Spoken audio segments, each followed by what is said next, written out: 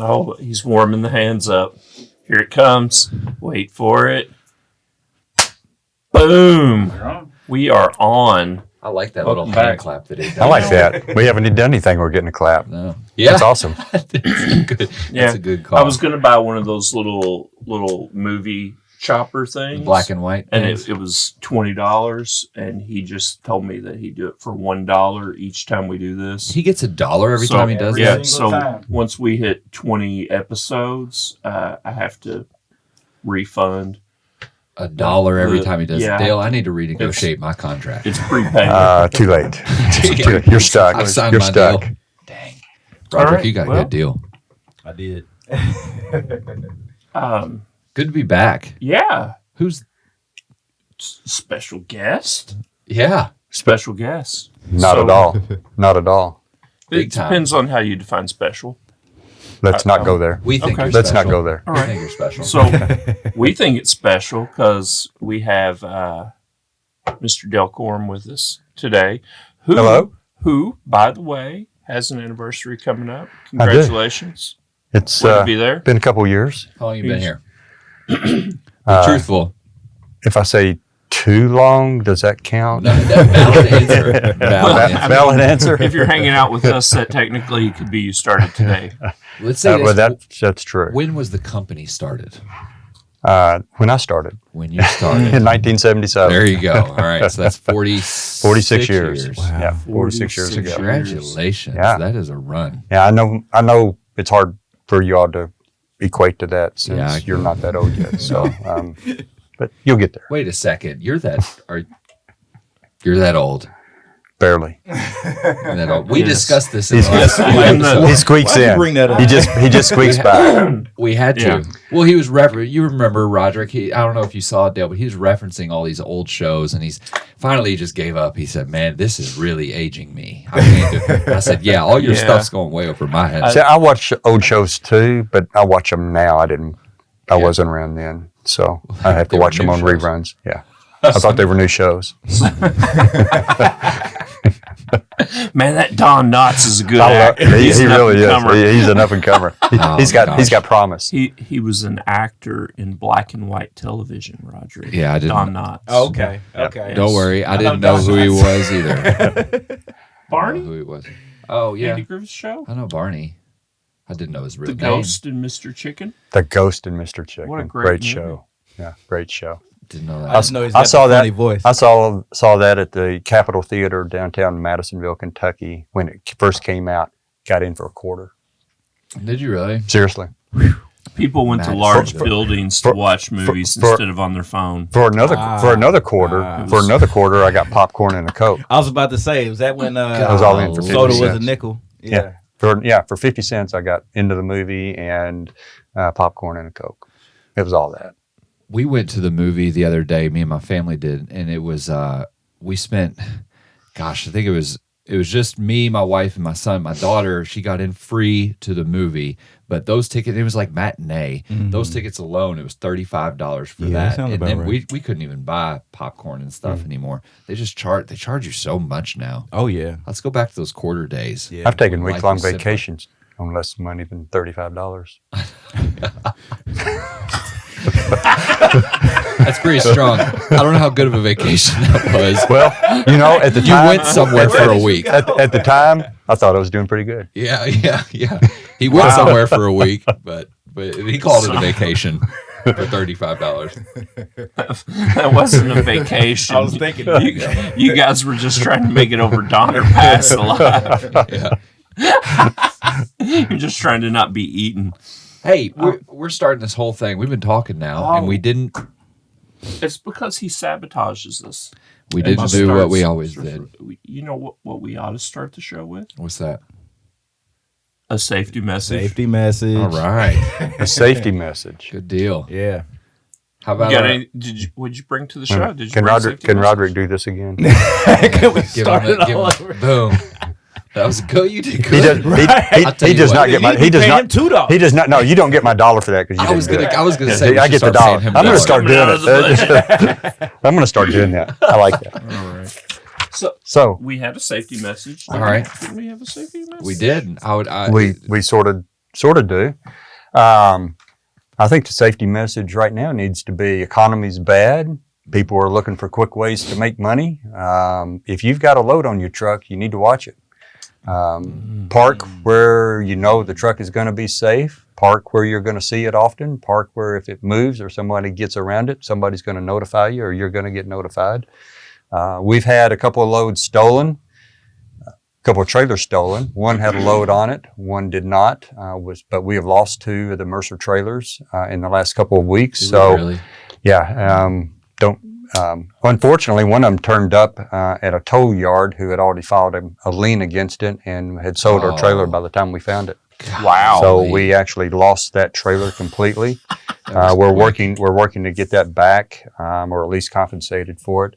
But people are looking for a quick way to make money right now, and some people work harder at doing the wrong thing than they do the right thing. So take care of your trailer, take care of your equipment, lock your toolboxes, make sure your truck's safe, everything's safe. Yeah, park in the secure location, well lit. Well, that's what good. And it's not just an us thing. There was a article in what was that in the Trucker? Yeah, it's in the Trucker. In the Trucker, and it's going crazy out there. Cargo theft is like. I read one in becoming a Freightways thing. the other day too. I was going to reference an article.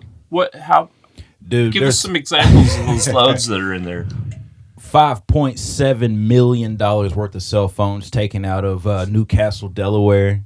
Really? $1.5 million in airsoft equipment taken out of Irwindale, California. $800,000 of footwear stolen from Memphis, Tennessee.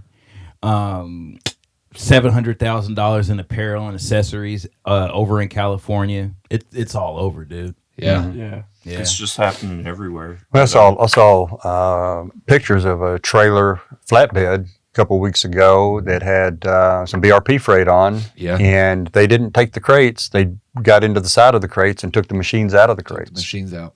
Yeah, that was one of our trailers. Yeah. So, I mean, it does, we think we're doing the right thing. We think we're in safe spots, but criminals do criminal things. They'll go after it. Yep. And I thank the GMG for posting. I think there's a message posted on Mercer Web. Yep. And I think they put it out Qualcomm. I don't know if they did Qualcomm or not, but But we along for sure the same lines. we posted it on Mercer Web. It's in the Facebook group. Just to be careful.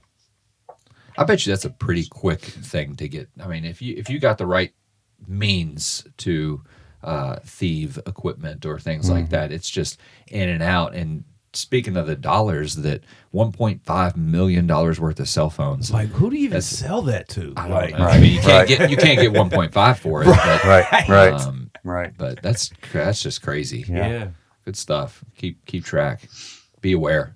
Yeah. They apparently the most targeted items are electronics, household goods, and food and beverage for some reason. I saw seafood in that list. Really? What do you? Yeah, it was What- like yeah, what do you do with $1 million seafood? or something. Am I being silly, or was it like ridiculous? $1.1 million of seafood stolen from Sioux City, Iowa. Man, that's a lot. That's a lot of That's crab legs. cocktail shrimp. That's a lot of shrimp. That Or is, sharks or specialized fish, but that's a lot of shrimp. yeah. Wow. We have one of the Wow. best seafood distributors in Louisville, Kentucky. We're so mainland, but it's kind of like the UPS effect since we're so accessible Centralized, centralized for driving in the major cities of the United States. We got incredible seafood in Louisville. Okay. Yep. Because of that. True UPS story. brings it in. Yeah. I used to story. know a guy whose family ran the fishery, I love the fishery. and They used to eat the fishery after church. he told me, he's like, we get fresh fish every morning from like Boston or somewhere because That's it comes crazy. through the hub. UPS and then Bluefin. Yep. and Yep. all So that. they just go over and they have like a little place set up where you can just buy wholesale. Really, Yeah, like you can't like go a over there and Chinatown do it, market. but yeah, it's great. Wow. neat stuff. So they're going to be on the road a lot. We're going to be on the road a lot. We are going to be on the road. Well, I'm not going to be on the road. I'm not either. Anthony's going to be on the road. Anthony's heading out tomorrow morning, I think. Yep. Going to Kaysen, Minnesota. Case in Minnesota. Which one's that? Truck show? Yep.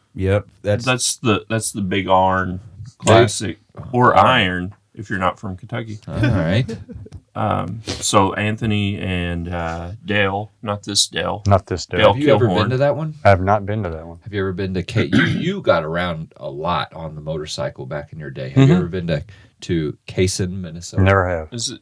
Never is have. it Been to Minnesota a few times, but not, Kaysen does not sound familiar. You were one of the few people used to ride bikes a lot. And how many Sturgis have you been to? Like big No, rallies, places. big rally Sturgis No, or places. Sturgises? Yeah, Sturgises. Well, there are 7 Sturgises in the U.S., and I've been to all of them. Did them all. Since there were 7 of them, I did it in the year 07. I rode all 7 of them. Did you really? One's in Michigan, 2 are in Pennsylvania, 1 is in Mississippi, Kentucky, Oklahoma, and then Big Sturgis. Did you ever get to one of them and like think, well, this and all it's cracked out to be? I took 7 hours to drive. Actually, I went to 6 of them that were like that. Oh, wow. Seriously. In 1 year? In 1 year. and you get there and you're like, all right, what do we do now? Actually, when we got to the one in Mississippi, they were actually having a bike rally. So they had some activities and you're getting ready to do a ride. So that was kind of cool to be able to do that. Yeah. But the one is in the panhandle of Oklahoma, and it's basically a sign. The opening, if you've ever watched The Office, Yeah.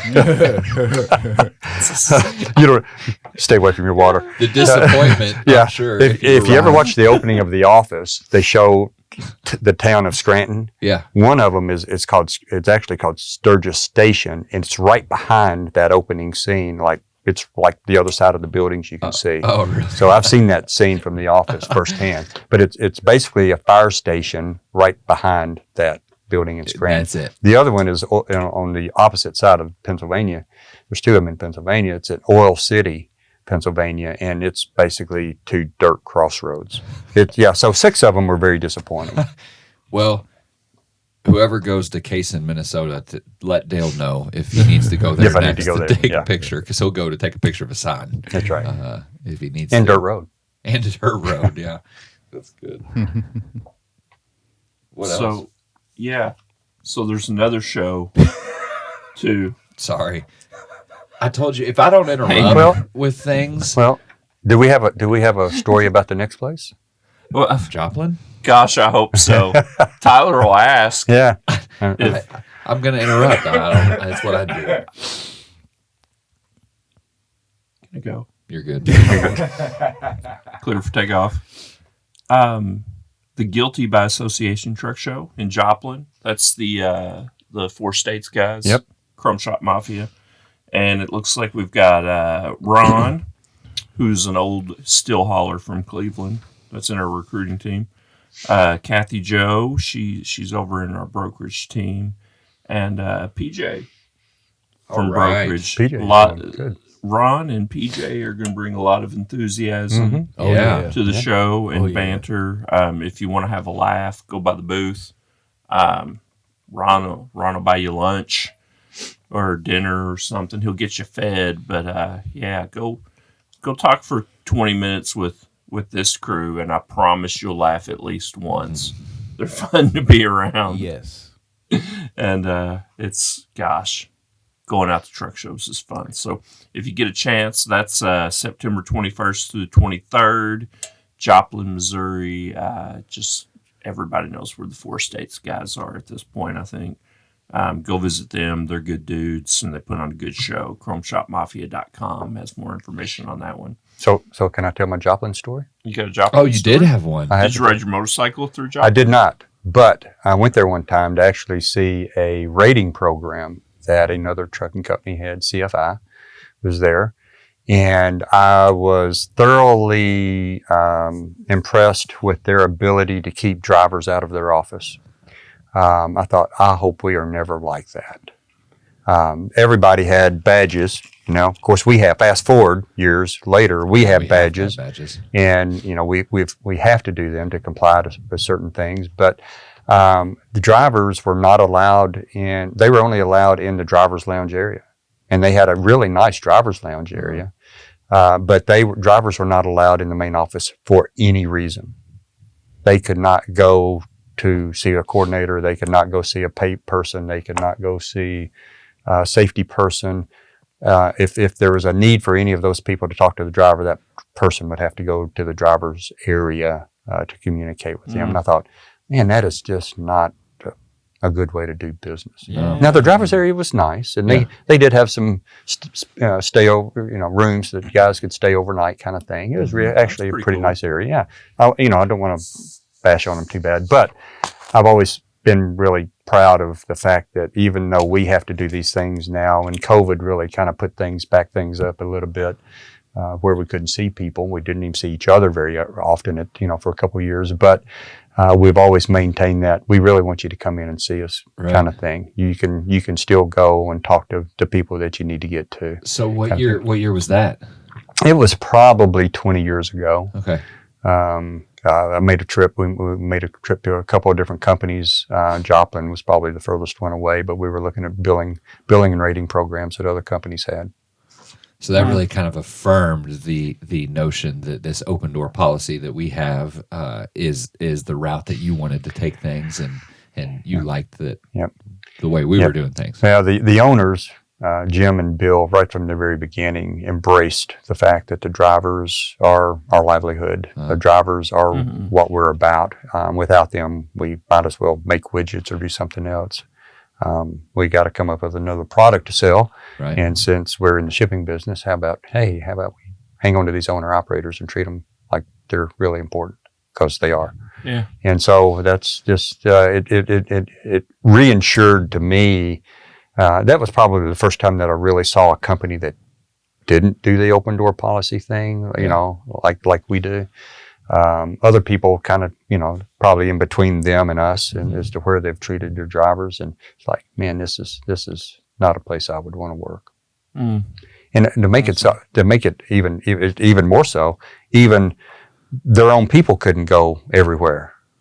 Like, so they were locked down. Yeah, everybody walked through CIA. You would think so. Everybody walked through the main door, and then you went to your own department, and that was as far as you went. You couldn't like here. I mean, you can go see anybody anytime you want to in our 16 buildings, but if a billing person wanted to go to recruiting, they couldn't do it. Yeah.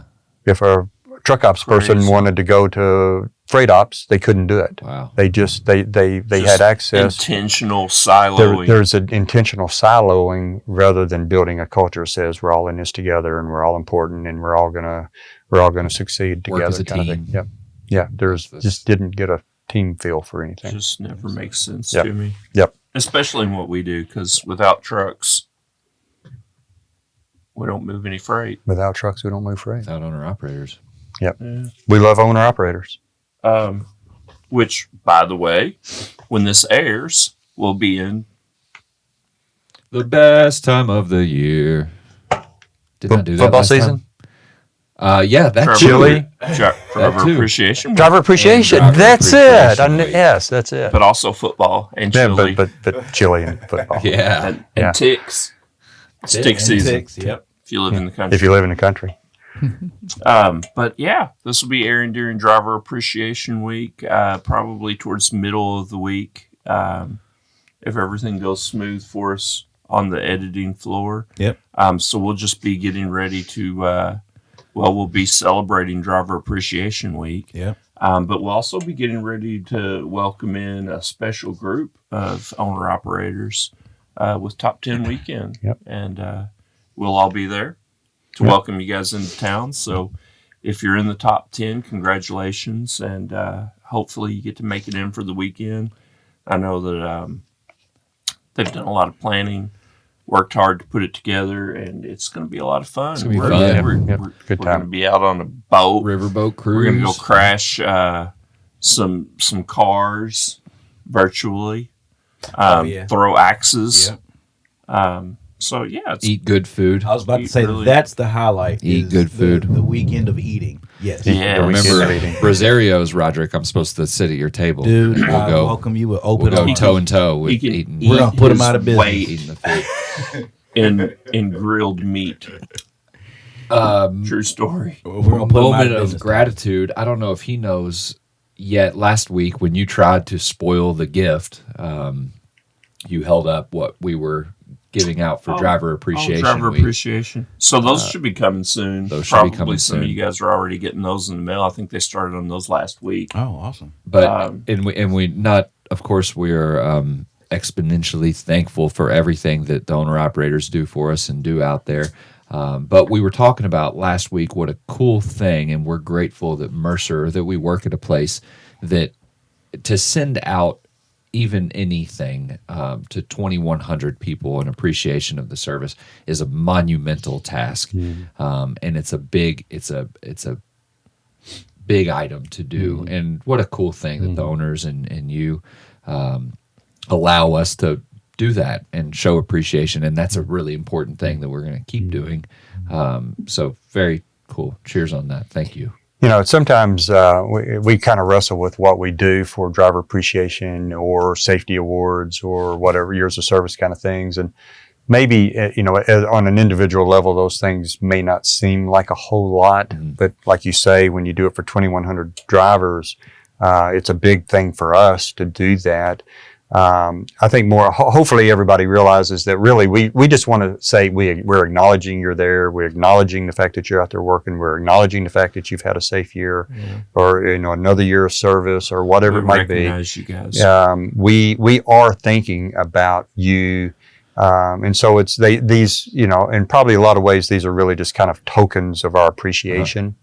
And I don't want to minimize what we do, but on a grand scale for 2,100 drivers, it's a big deal for us. It's a huge deal. I did kind of spoil it last week and tell them that we're not sending out 2,100 Rolexes. Yeah. So if you had your hopes up for the Rolex this year, probably not coming. But I promise you, it's a heartfelt gift that we're just trying to say thank you. And like you said, I'm not trying to minimize the gift or say that it's not enough or what. But I mean, go out and buy 2,100 number 2 pencils and see what your tally is on that after you ship them out to everybody. Like it's really a big stretch to just do that, just to say, hey, thanks. So I'm glad that we do it. Yeah. Especially in the year that we've had. It's been a tough year. It's a tough year. It was Really a tough tough year. Yeah. You have some fancy charts and numbers over there, I think, that might reflect on tough year. Yeah. And most people don't know this, but Dale is an industry expert. On nothing. Industry on expert? absolutely nothing. We're big on industry. No, if you come on a podcast and you just talk about trucking, it doesn't matter what you know. You're an industry expert. Industry expert. Yes. Yeah. Yes. Something tells me our drivers are smarter than that. They're going to see through Through that. it. Yeah. Well, I'm in trouble. There's a lot of industry I'm in trouble. experts out there. Maybe I should be a little more incognito and do something like this. And so I don't know who this is, but I do have some numbers here. Yeah, can we do the blur and the voice on that, Roger? Put him in one of those Witness protection video. Yeah, one of those crime dramas where, That's right. where he's completely blacked out and he's talking Oh, I like didn't this. think about that. Yeah, that's right. You might gonna be in share danger numbers. being on this. You know, Somebody sees you I and did finally not- finds out you've been hiding at a trucking I did not see a company. consent form. I was There's some officer, somewhere that's been looking for you for like 40 years. I hope it's Probably just. in I hope, Birmingham. I hope it's just an officer. Yeah, you don't know how many people are out looking for Yeah, you for you that don't know. long. That's right. No, but really, In the young days, I can guarantee you there were some officers that tried to catch me that I didn't. don't believe So I don't believe he that. drove too fast. I drove way too fast. I could not Pure drive at driven Mercer. snow. I could not drive at Mercer. You could not drive at Mercer. You'd have a wouldn't lot of people qualify. mad at you. Uncle Lenny would be very upset at you for Very. driving at Mercer. I was very upset with me. Yeah. I could get insurance for a while. I bet. It was bad. It was bad. Well, let's talk numbers. Yeah. We've discussed it earlier, and we discuss it all the time. The importance of knowing your business and running, and how much we want to invest in sharing information and sharing numbers and knowing what markets are doing. We all know the market's down, but that's not enough to just talk about the down market. We need to talk about ways we can combat it, ways we can grow from it, learn from it, ways we can get better as a company. And really, you initiated this conversation, Dale. You said, we need to go on. We need to talk about that. We need to talk about what we're seeing as a company level in ways that we can be better, or what we're seeing in the market in general.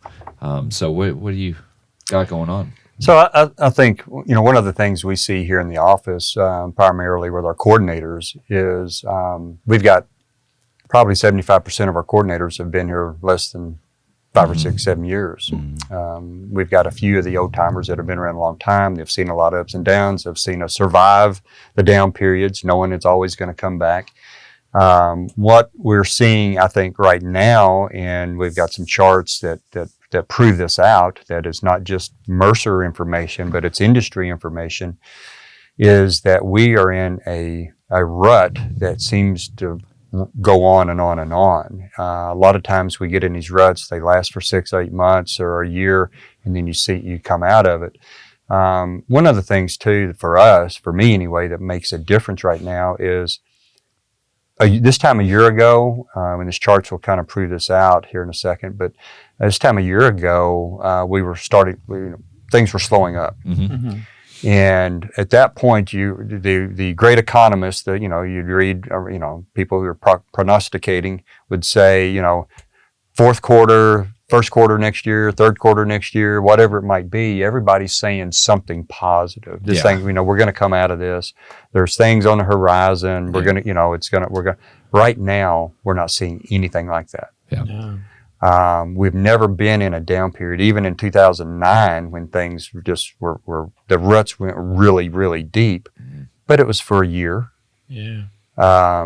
And then we came out of it like gangbusters. But even at its deepest point, there were people saying, they were making their predictions.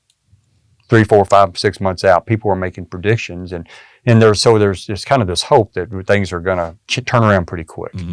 Right now, we're not seeing anything like that. To make it worse, interest rates are higher than we've seen in most people's lifetime anymore.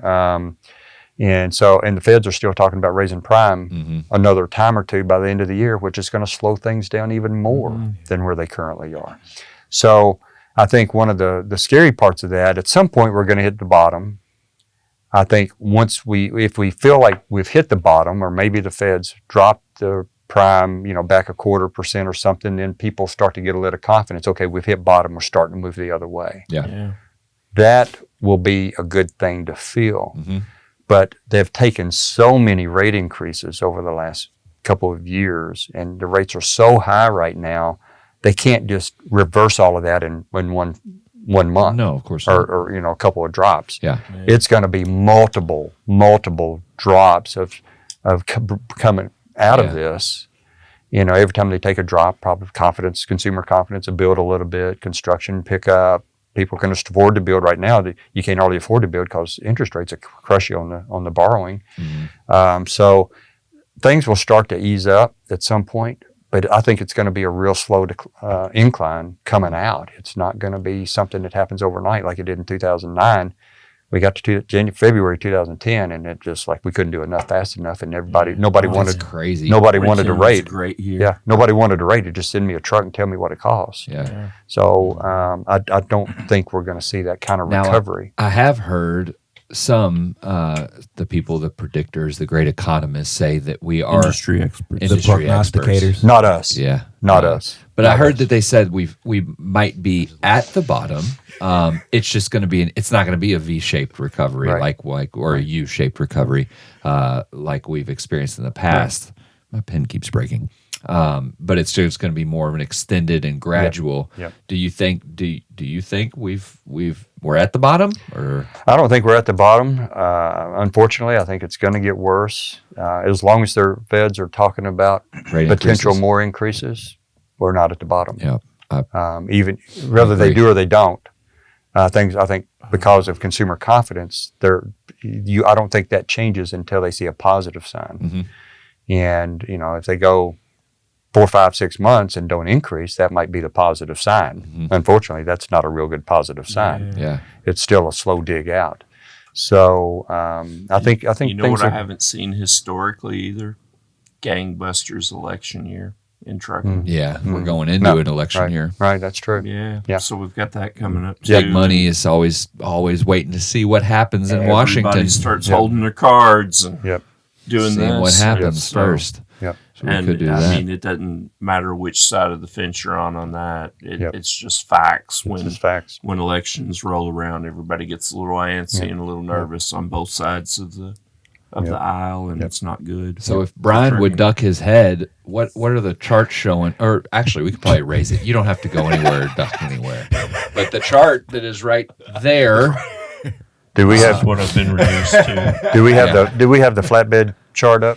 Yes, you do. All right, so you can see the red trend line there at the bottom of the page is the lowest, and what this measures is loads available per truck on the road, and they track about 800,000 lanes. This is not Mercer information. Mercer's information is included in this, but they're tracking a lot of freight across the country.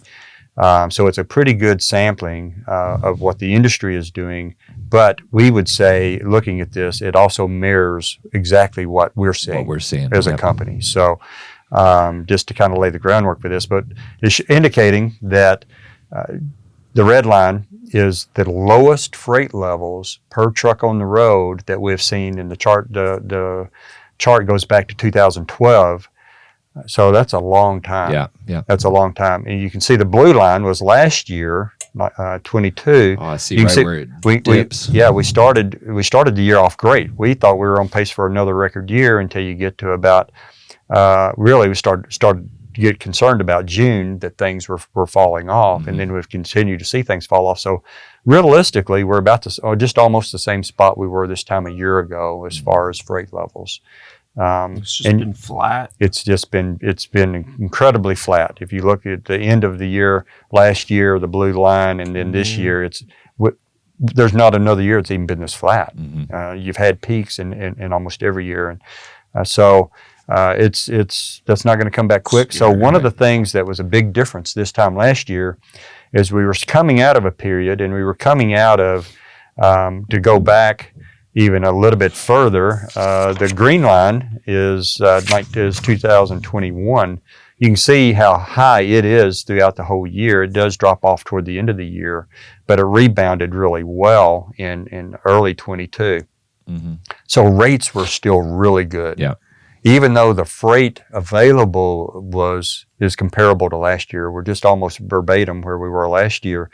The rates were still really good, so guys were still making money. Making good money on fewer loads. Still making good money on fewer loads. So fast forward, the rates have taken a tremendous hit. Yep. And spot market first, then contract. If things don't pick up, they're going to continue to take a hit. Now, how low do they get? Who knows? We know on the van side, they've on the spot market, they can't get much lower. It got obliterated. Yep. Spot market got obliterated. Yep. So if we can go to the van slide, you kind of see the same thing. The vans have not fallen quite as bad. There's only one other year, that was 2019, that was lower than where we are right now, but we're just almost exactly where we were this time a year ago. And again, the rates were still really good this time a year ago. So that has not changed. That is the big thing right now, is that rates were so much better this time a year ago. Freight availability is not a lot different. The spot market was still pretty good, I would say, this time a year ago, even though the freight levels overall were not much different. So low freight levels are down. I think they're going to continue to be down. I think we're going to continue to see some downward pressure on rates. One of the great things that we're seeing, I want to say great, is it's not great if you're trying to be an independent out there and work in the spot market, but there were some 200,000 startups over a 2.5 year period, mom and pops, and now those guys are going away. They're coming back.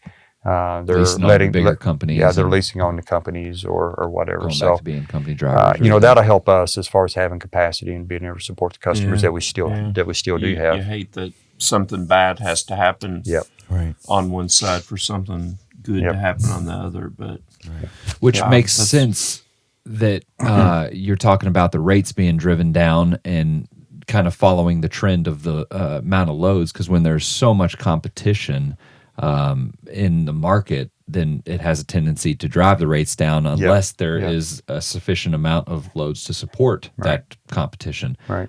In the loads, as soon as the loads go, well, then everybody's competing over the same freight Right. and the same stuff. So we And- have to and get right what we now, can get. It's not just the competition for the freight, and it's not just the rates are low. Everything's more expensive.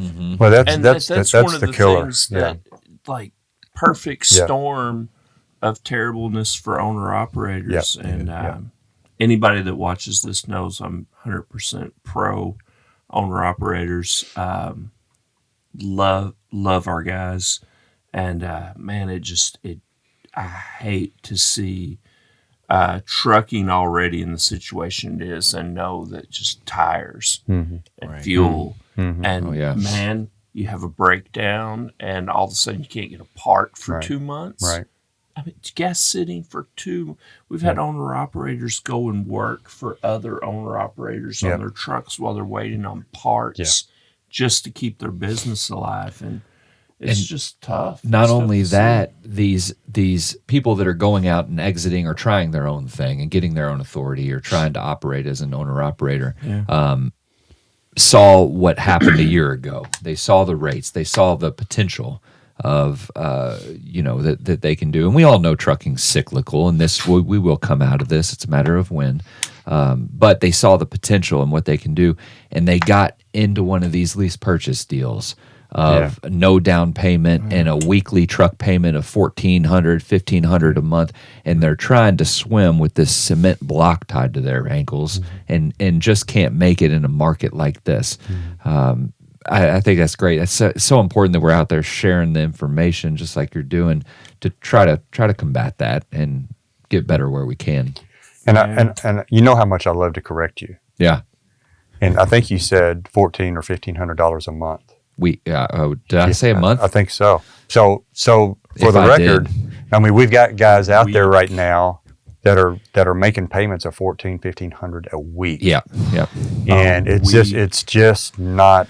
I don't know how anybody makes it at that. Well, they can't. Plus, you've got a You can't. You $800, can't anywhere. $900 trailer payment on top of that, and then everything else that goes with running that truck.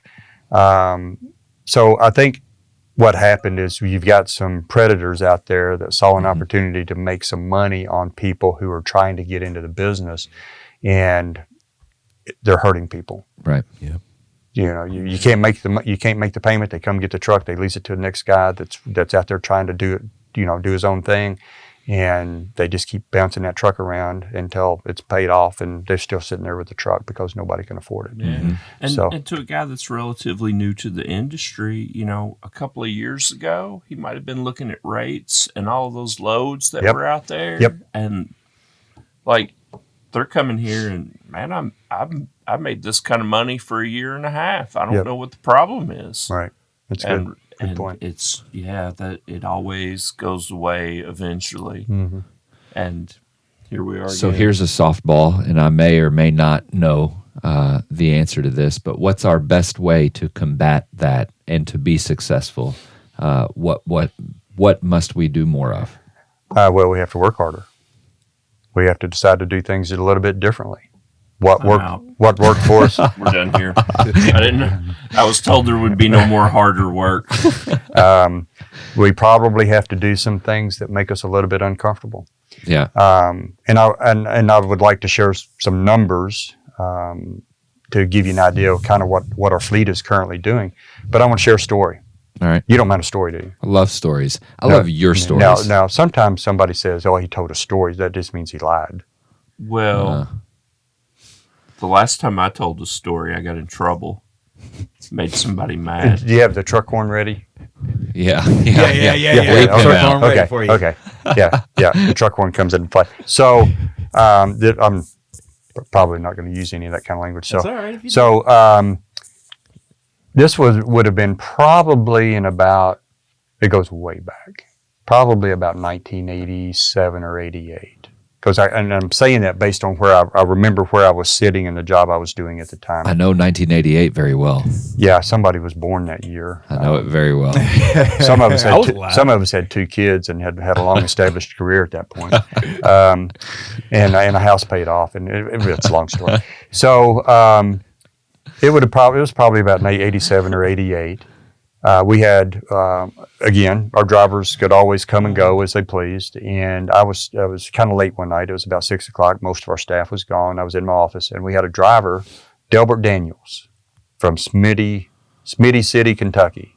Oh, wow. And I think his unit was 524, if I remember correctly. It was five something. Was everybody 3 digits back then? Back then, they were all 3 in the digits. 80s? All right. Yep.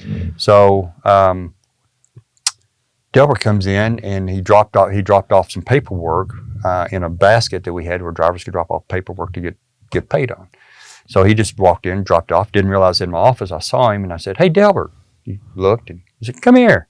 So, "What are you doing?" So he sat down, we talked for a little bit, and he had just picked up a load for the Nashville office. And so we were talking about it and everything. And so he says, "This is the first load I've been offered in 2 weeks." And I said, "Delbert, You're lying. you're lying to me." That's exactly what I said. I said, "Delbert, You got to. You're a liar. You got to call him out on I that. said, "You're lying. You're lying to me." He goes, "No, I'm not either. It's honest God truth." I said, "Nope, I'm not believing that." And I said, "So you're saying Nashville did not offer you a load in 2 weeks? This is the first load they offered?" "Yep, that's what I'm telling you." I said, "So how about LK2? They handle, Kentucky in that area. Yeah. They not offer you a load?" "Nope, haven't heard from them. Hadn't even called me." So, and back then, offices offered all of the freight. We didn't have the system like we have now. And the offices offered out all of the 100% of the freight. Danny Grissom was a hustler. Yeah, Danny back then, Grissom right? was a very good agent. All right. And a hustler, and one of our better offices. So back then we actually had paper every day. I'd come in, I'd have this paper that? loads journal from the day before of all the loads we moved. So Delbert loaded this load the day before.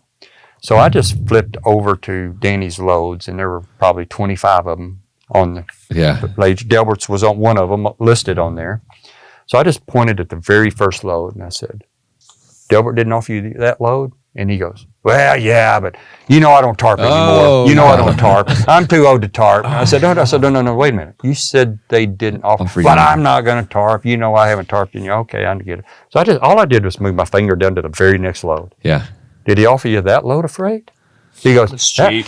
No, that load weighed 47,000 pounds. I've got this old truck. I'm just not going to put that kind of weight on my truck. And I said, so I slid my finger down to the third load. He goes, "I see where this is going." And he got up and walked out.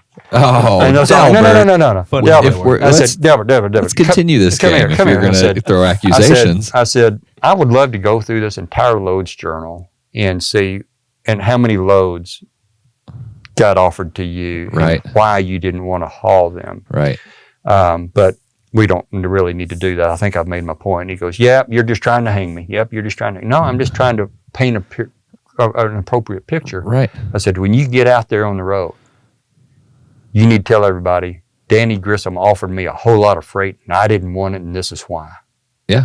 Now, that's, you're an 'cause that's owner-operator. actually what happened. Yeah. You're an owner-operator, and you get to make your decision. You get to decide if you're going to make money or not make money. You get to decide if you want to work hard or not work hard. Right. You get to choose. What you need to say is, Mercer has a lot of freight. I don't like to haul a lot of it. Yeah. I'm only going to do certain things. Because that's accurate. And that's okay. Yeah. It's fair. It's Fair fair. is fair. Right? So he did have some choice words for me Yeah. that I didn't hold against him. He's Delbert good. and I had known each other for a long time. Good old boy. And we laughed and had meals together after that. But we're kind of in that boat today. Yeah, we are. And, back to we've got coordinators who've not been around for very long. Started with that a little while ago. Most of our coordinators have not seen a time like this. They don't know that this cycles, this business cycles. And so it's odd for them to kind of work through this. But we've got a lot of drivers who have come into this industry in the last, and I would say it's really, other than 2019, which the charts show the freight was down that year, we've really had a pretty good economy since 2016. Things have been pretty strong. And so I would say up until, a year ago, we've been in a pretty freight-rich economy since 2016. There's a lot of new drivers have come into the business since then, and they don't understand the cycle, and they don't understand where's things gone. And of course, it doesn't matter who you're leased to. You probably think my company's just not cutting it. Yeah, But these charts show lots of companies are not cutting it. Yeah, I mean, it's an industry-wide issue. Market's down. The market's down. ATBS, who a lot of you are familiar with, they would tell you the market's down. They would tell you everybody's revenue's down. They'd tell you everybody's running for less cents per mile.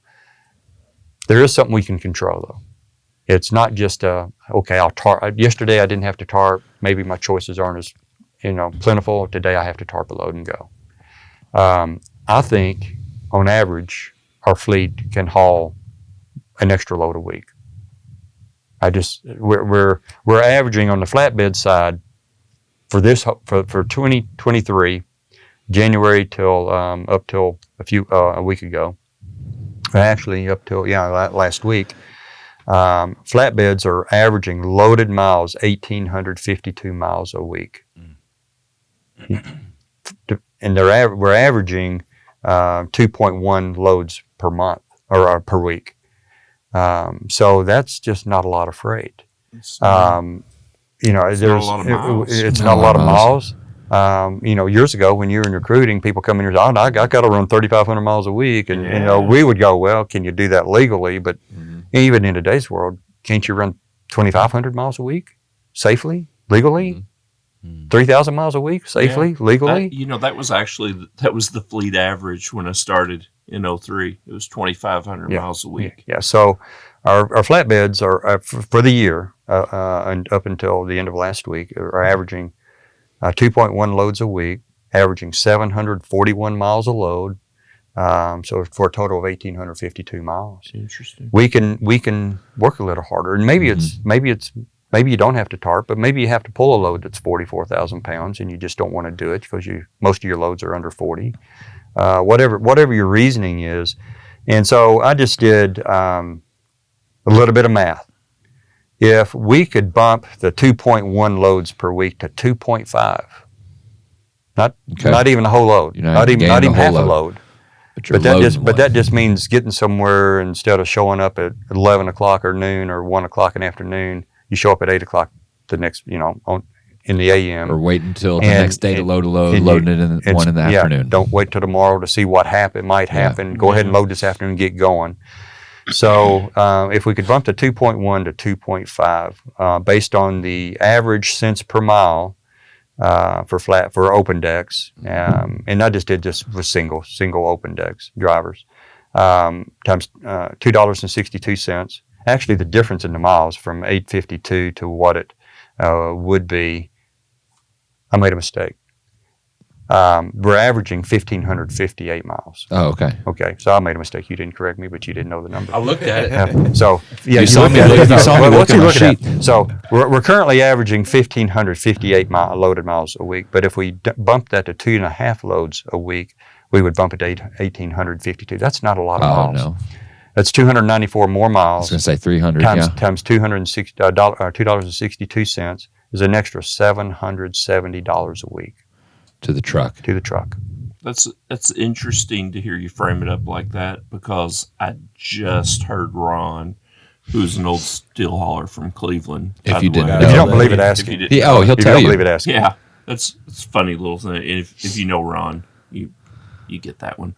But he was talking about starting out in a new company and coming here, and he was telling the guy, man, you need to haul freight, and everybody tries to come in and start anew, and this could be for new guys or guys that have been here for 15 years, but everybody likes to get that one great load, that home run, awesome, and you're just coast to coast, But in reality, when you're starting out and you've already been at a company where your back's been up against the wall, and then you just bought some flatbed equipment, and you got overhead and deductions coming out, the best thing to do is just keep the truck, Keep it rolling. Stay in the middle of the country and just run. Yep. And that's not to say you shouldn't haul freight to and from other areas, but just keep moving. Yep. Whatever you do, keep moving. Well, folks who've been around a while remember an old hand, Bobby Scott. Bobby Scott. Who would haul Robert E. Lee Scott. Robert E. Lee Scott.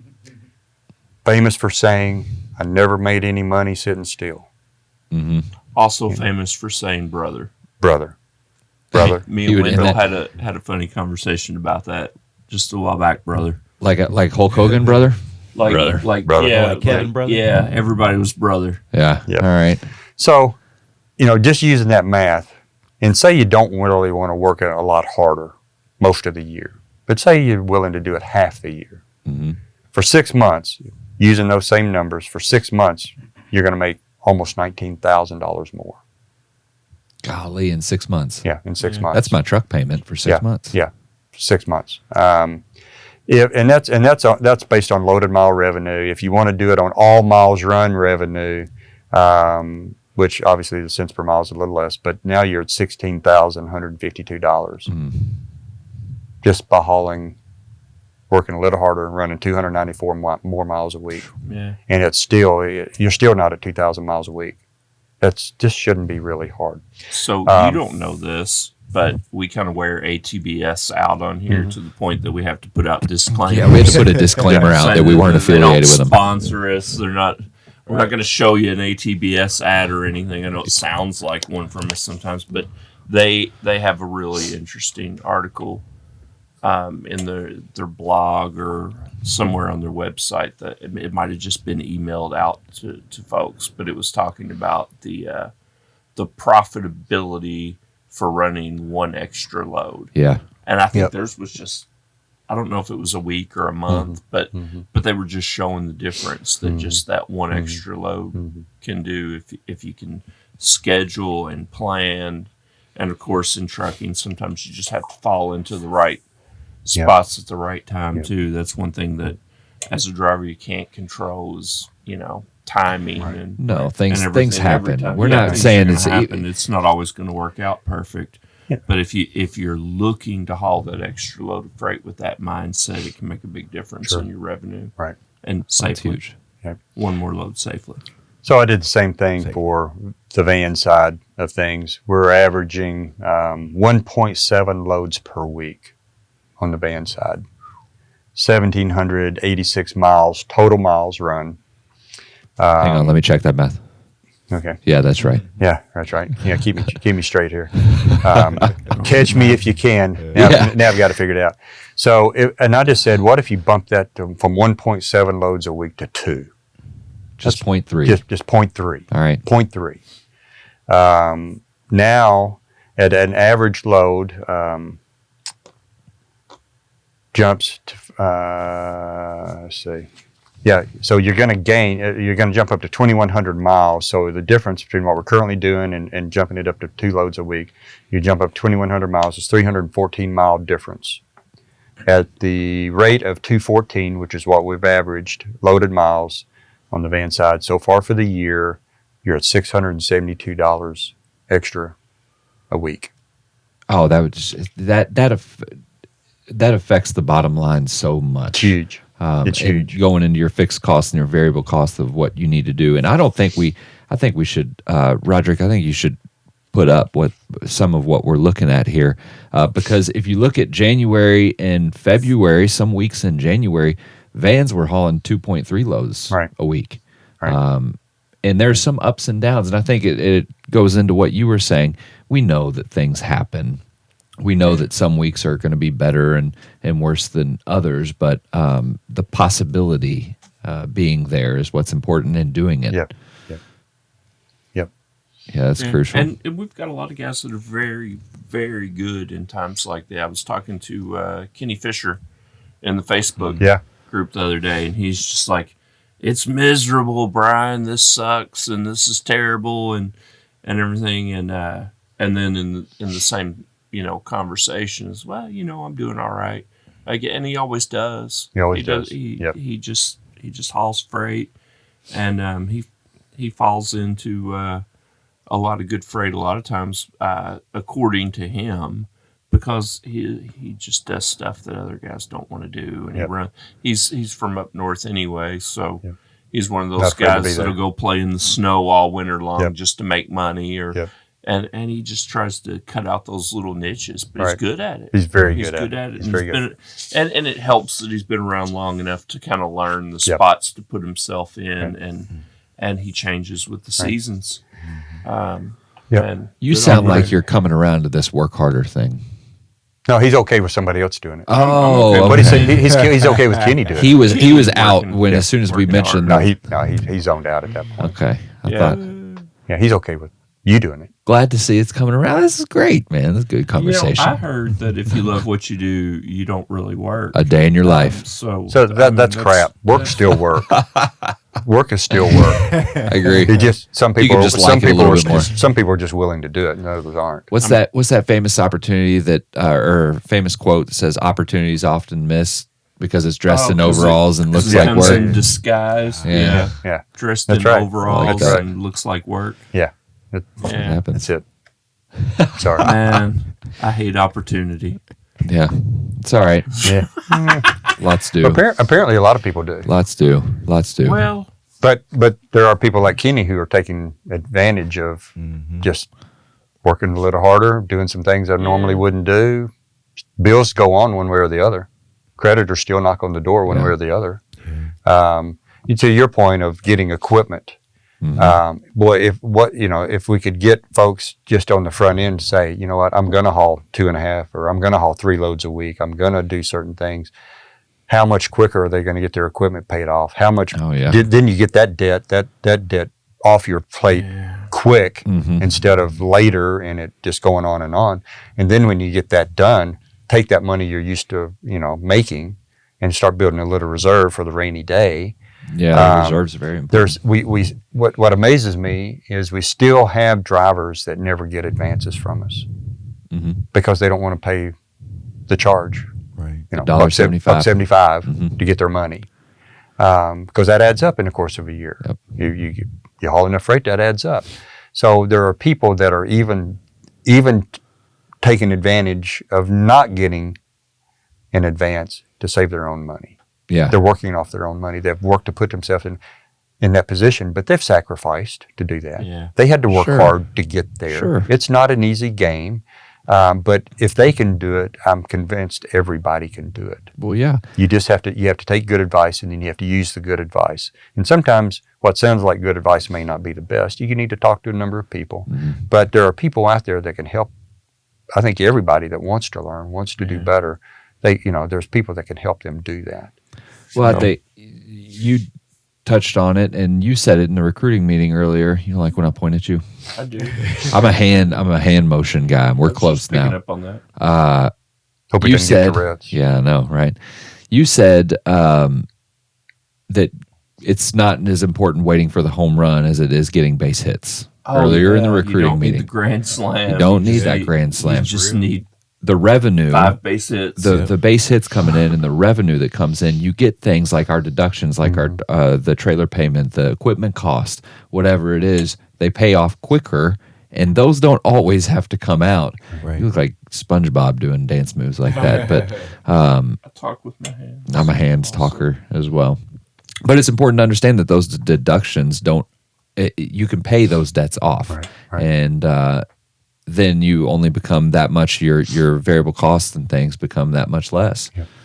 The problem with the Grand Slam is he's got it now. You guys aren't doing as good on it. I can't do it. I'm gonna tie my hands down here. You're a little more subtle. Have you all ever You seen? could not sit in here for an hour. Wait a minute. Why? Wait a minute. Actually, you're I know interrupting. there's no way. Actually, you're interrupting. I'll continue. The problem with the Grand Slam is you've typically you're. How often does somebody wait 2 or 3 or 4 days, hoping for the home run? And so, how much have you missed to get there? Yeah. Right. You've already missed, a couple $1,000s just waiting for the Grand Slam. But the Grand Slam feels really good when you get it, or The Grand Slam takes you to a place that's not the best reload place. And so it feels really good when you take it. But when you get there, now you're waiting 2 or 3 days to get the next thing out of there because I'm not going to run for less than $2 a mile. And you should have thought about that before you went. And so the Grand Slam typically costs you something on either side of it instead of just the base hits. And not only that, because you're weighted on the Grand Slam and Say how that your 3 times. cost It's easy for you to say. how your costs have accumulated over time. How much more does that thing have to pay now? Right. Because of your operating costs of the cost of sitting, the cost of who layover. wrote a really good article for us one time on that? We are not affiliated. Dale Kilhorn. I thought you were going to say ATBS. No, Dale Kilhorn. Did he? Actually, for our newsletter, and I bet it's in our blog. If it's not, we should put it on the website. Okay. But he wrote it for the newsletter, and it was the cost of sitting versus taking the load or deadhead. Mm-hmm. Good for him. Shout out to Dale. Man, he's a good business guy in trucking, and he did a really good job for us out there on the road. Still does a good job for us, just in a different way. But I'd encourage anybody who's fairly new to Mercer or hasn't been through times like this at any trucking company, whether Mercer or not, to join the Facebook group, find somebody that you hit it off with, talk to multiple people that have been here for a while and just ask. I know for sure we've got a ton of guys out there in our group that are willing to help, and they don't go out and advertise it. No. But if they see a person in there asking a question, and sometimes they won't even respond in the group. They'll just send them a message and be like, "Hey, man, if you want to spend some time talking about this, give me a call." Lean on the guys that have been through this. If you're at all new to trucking or Mercer, there's a lot of guys that really they want to help you.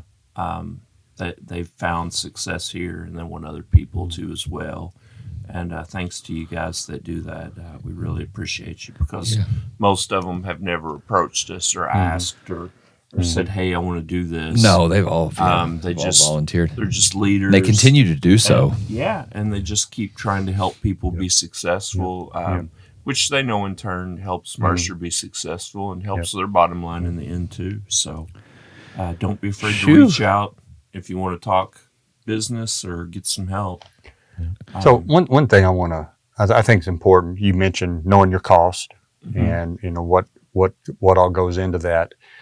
I think there's this common thought that people have a pretty good idea of what their running mile cost or what their what is the nut they have to make every $2 on every mile.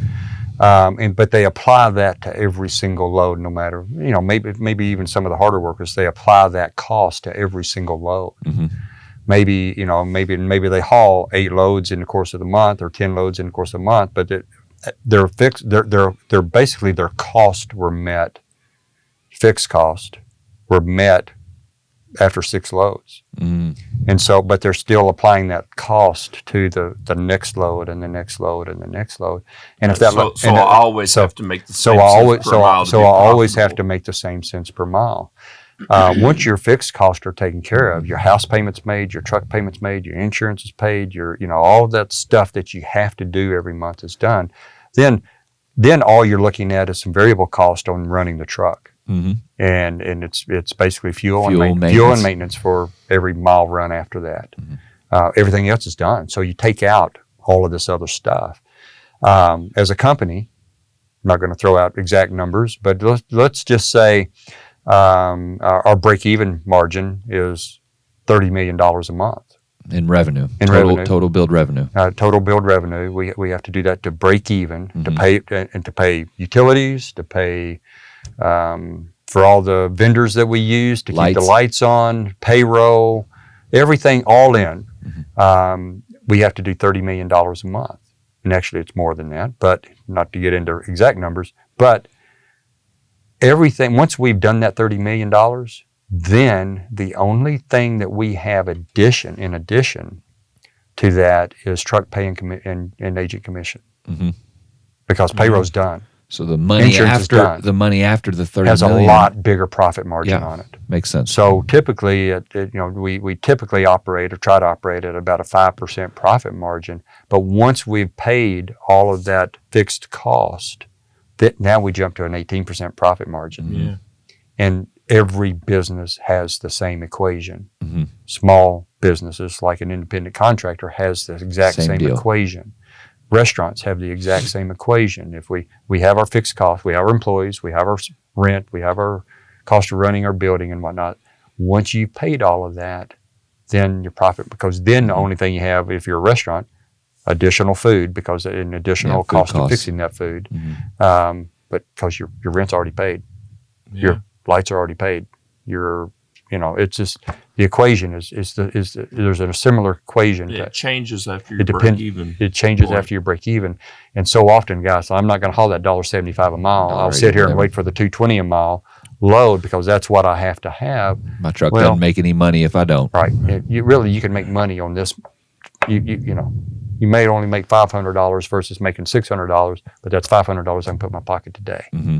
I'll worry about tomorrow. The I revenue want to for say the business. before everybody starts emailing me and calling me and commenting below, we're not saying go haul cheap freight. That's You see this coming. But yeah. Well, I mean, haul the best load available now. right? Prognosticating is what you're take doing. Yeah. take the. I see what you're doing there. Yeah, you keep the wheels turning. Keep the wheels turning. You have to just keep And working. the numbers show we have a lot of time left in the week to keep the wheels running. Right. Yeah. Yeah. Or we're spending money every day. Mm-hmm. Oh yeah, those costs they don't go away. No, Those we're costs don't go spending away. money every single day. Yeah, we might as well make enough money to pay for it every day. Yeah. Yeah. Shoo. That was Great a lot of information. A lot of numbers. I'm numbers. wearing it. Tough conversation. Obviously, talking about down markets and economy and stuff. Well, it's tough to do. It's very necessary, though. Yeah, if we can just help a couple of guys figure it out or offer some tips and tricks, that's all we're trying to do here. And to the guys listening or watching, if anybody really is, I'm still skeptical. Oh yeah, they're watching.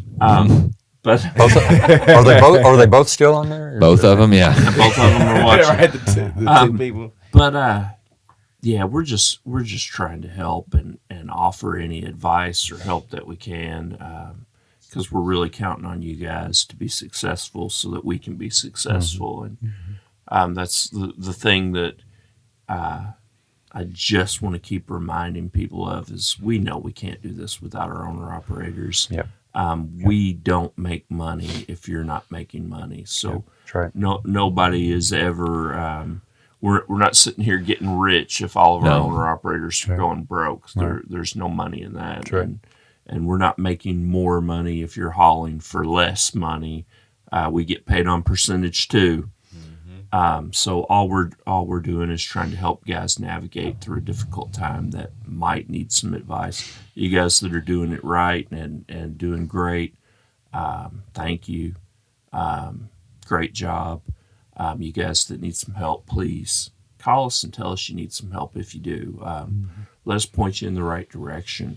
You don't have to always listen to us. We might know an owner-operator that wants to talk to you that's been here and is making money right now. Just let us know what your pain points are. Talk to your coordinator. Talk to truck operations. Let us help you if we can. We want to. And thank you guys. We always end with gratitude. Yeah, happy. Thank you guys. Driver Appreciation Week and month in general, top 10 coming around. Yeah. Thank you all for everything you do. All that we talked about, like Brian, like you said, is to help get better, and we want everybody, including us, to be better. And part of that is sharing information and not hiding from these conversations, however tough they may be. We don't need to hide from them.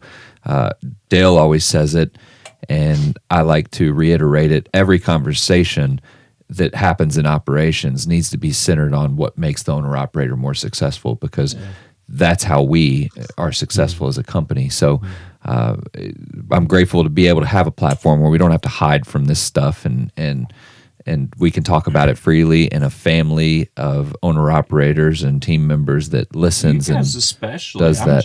I'm just the marketing guy. You guys are over in the thick of things in operations and have to deal with this every day. Every day. And try to find ways to help these guys. And, I joked about it earlier, but I promise you guys, people in the office are working harder to try to find ways to serve you better, to offer you freight better, to find better freight, to find more freight, to find more customers. Yeah, I was going to say, sales guys are out there beating the pavement, trying to find more. Nobody is just sitting back and going, well, we'll just wait for things to turn. Yeah. We're in here hustling too, because we understand if you guys aren't successful, well, what do you need? Some guy that just sits around and talks on camera for an hour every Thursday for? That's right. Are we at an hour? Definitely. We're at 111. Oh, okay. Well, we should Somebody's long-winded. we should wrap this up. I don't know. I blame it on Tyler's interruptions. Absolutely. Don't you guys worry. I'll take the blame. I'll wear it. You're good. I'll wear I'm it. good at I'll wear taking it. the blame. Don't worry. Yep. I want to add to some of what you're saying. Talk about reach out to somebody. We've got a lot of people that want to help. People here in the office want to help. We've got a lot of drivers, and we could go through a list of them. All of us did go through a list of drivers that would welcome to have these conversations and really help people. But we live in a world where people have a hard time being social enough to say, "What are you doing? What's working for you?" Social media is a good thing. We know we could all sit around and put a long pro list together of but there's also cons, and part of that con is, I think any company like us, there's a part of our culture that is changing. We don't like it. Nope. There's a part of our culture that is not what it was a few years ago prior to social media. We embrace the conversations. We want to have the conversations. We want to know why things are not working for you. We want to know how we can maybe help you get through certain situations. And what we get is everything's fine, and somebody's gone. Right. We never had a chance. We never had a chance to have a heartfelt, I'm not making it conversation, or I felt like you messed me over on something, and let it help us get to the bottom of it, kind of thing. Whatever it is, guys are leaving, and we're not having those conversations, and that's not part of our overall culture that we like. It's not what we embrace. It's not who we've been for all these years. We want to have the conversations. I personally prefer to do it eye to eye. Rather than pick up a phone, I'd rather sit down and do this. And so you really get to know somebody, and really it's a better opportunity to kind of feel somebody's pain, because now you feel the emotion in it. And that can be ugly, it can be messy, but it can be beneficial too. We want a chance to prove to every driver out there that we care about you. Maybe the best thing for you is to try something else, and we're gonna shake your hand, we're gonna look you in the eyes, and we're gonna mean it when we say, I hope it works for you. Yeah. But if it doesn't, don't forget us. But we want it to work for you. So, guys, we just ask that you give us a chance. We want to work for you. We don't know what to fix at times unless you help us understand it. And don't be isolated. Yep, don't be isolated. Yeah. Talk You to got us. enough. You got enough of that isolation time just running up and down the road. You need to do it a few hundred more miles a week. Let's get back to these Yeah, numbers. let's get back to important. No, but First 2 hour episode. Yeah, you have more time to run up and down the road, but when you're out of that truck, you realize you've got a family of people here that really care about you. We do care. Yeah. I promise we do. You know what? I'm going for 2 hours, Roderick. All right, let's do it. I'm just going to say, even if these guys get up and leave, I'm just We'll keep going. I just be me and you. Well, I boss, do- thanks for coming. I'll see you. Hey, no, stay. I'm gonna say one thing, and you'll probably get on to me later about it, because I know you're a pretty humble guy. But what's your official title? Not gonna make at me Mercer? cry. You're I'm gonna maintenance say guy. Janitor or Maintenance maintenance guy. guy. You Yes, knew he was guy. going to go there. Let's get the Everybody- semi-truck horn ready. I'm getting ready to call on that. But how cool So is you're it? a big shot. You run stuff around here. I run and hide. I would say He's learning to do that too, by the way. Since you'll never give yourself a title, I would say at any other company you'd be considered president or a CEO or something of that nature, some big shot title. You're over here hanging out with us, talking to the driving community because you care about them. And that I want to talk eye to eye stuff. That's not make believe, guys. I have seen truck drivers go in our front door, say, I want to talk to Dale Corum. And I mean, you could be in a meeting or something. You could be tied up on something. But man, if you're in there and you're available, that it's just a, hey, yeah, Just do it. got a guy out here do it. that wants to talk to you. So man, you walk the walk.